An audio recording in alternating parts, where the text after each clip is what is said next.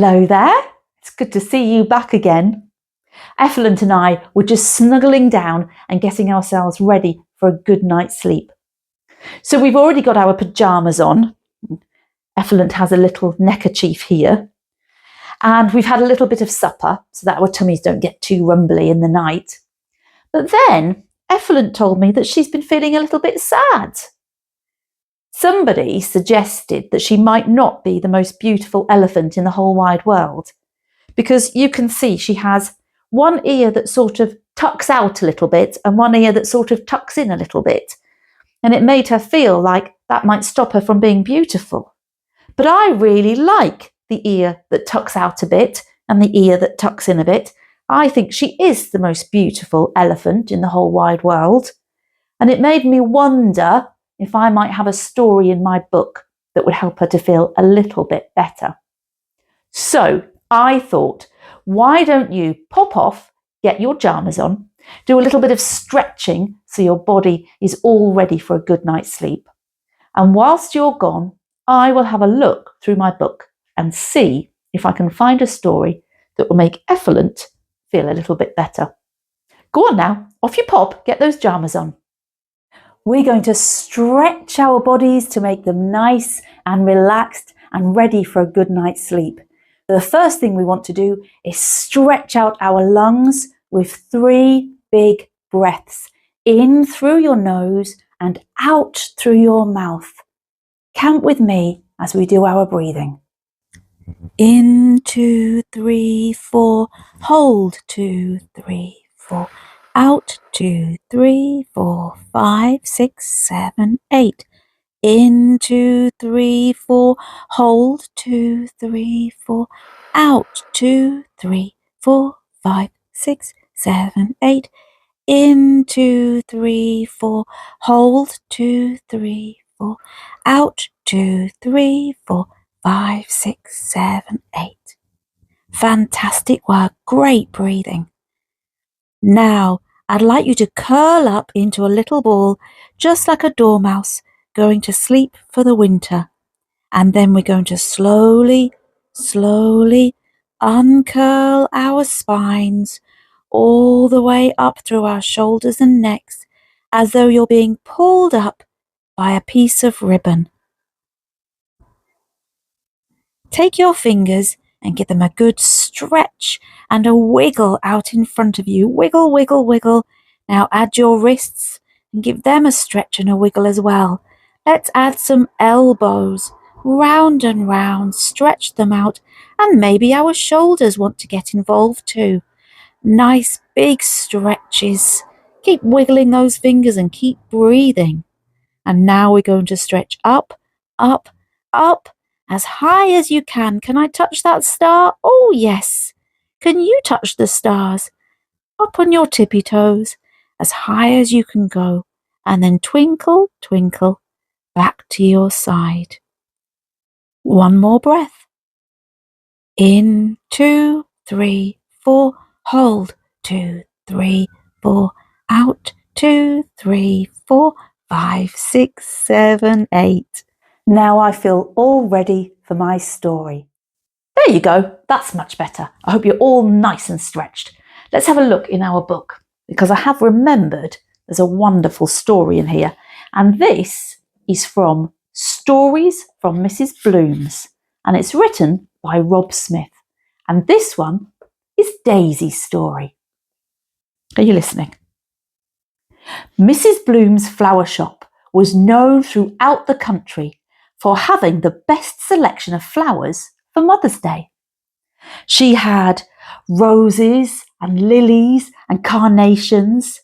She had flowers of every size and shape and in every colour of the rainbow. There were flowers with heads as big as saucers and others with petals as delicate as lace. And then there was Daisy. Daisy was possibly the most beautiful flower in the shop. She had petals as white as snow and a face as yellow as the sun. The problem was, Daisy didn't think she was very beautiful at all. In fact, Daisy thought she was ugly. Daisy had one leaf smaller than the other, and every time she saw her reflection, it was all she could see. It was actually all she ever thought about. Not her beautiful petals or her glowing face, but her one small leaf. Why would anyone want a flower like me when they could choose from any of these perfect flowers? She thought. Some of the other flowers were too vain about their own beauty to even notice Daisy. Oh, just look at me with my long stalk, my perfect petals, and my perfect leaves, they would purr to themselves, whilst others would try and tell her how beautiful she was and try to get her to believe it. If only you could see what we see, they would say, but she never listened to them. Every time a customer came into the shop, Daisy would just close her petals and hide her face so that no one would see her. It was Mother's Day, one of the busiest days of the entire year in Mrs. Bloom's shop, because everyone wanted the perfect gift for their mother. Customers were in and out all day, and Mrs. Bloom was always there to help them with their selection.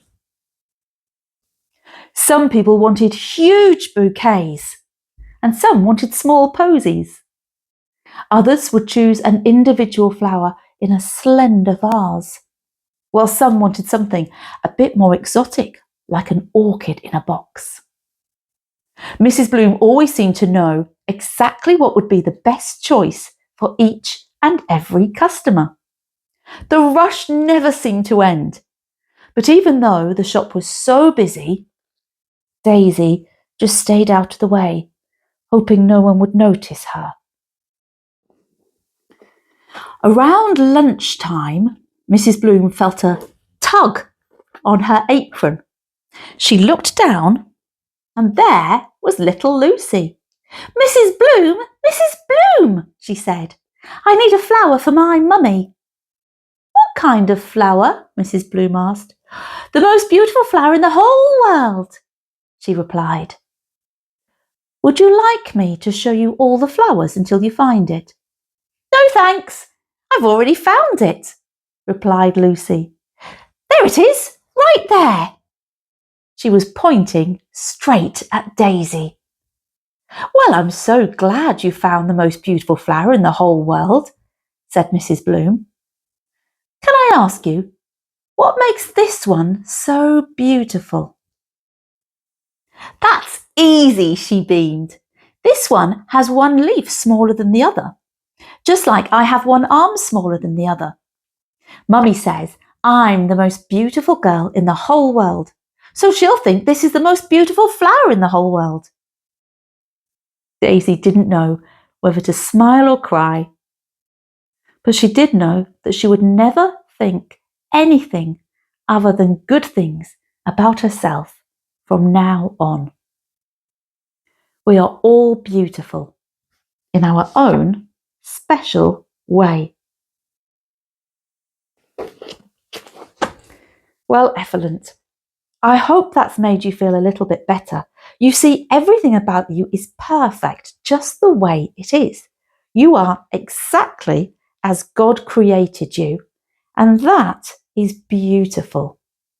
You know, the Bible tells me that we are all fearfully and wonderfully made. That means God took his time and created you perfectly. He knew exactly what he had in mind when he made you and me and Daisy and all of you watching. Now, it's time for you to hop into bed. I hope you get some good sleeps tonight and have lovely dreams. And when you wake up tomorrow, please remember how beautiful you are. Let's say our prayer together, and then we can shut our eyes and go to sleep. Dear Lord, keep me safe whilst in my bed, from my toes up to my head. And when I wake to face the day, I'll know you're with me all the way. Amen. Now off you hop to bed, and I hope I see you again for another pyjama story. In the meantime, take care, God bless, and night-night, my friends. Night-night.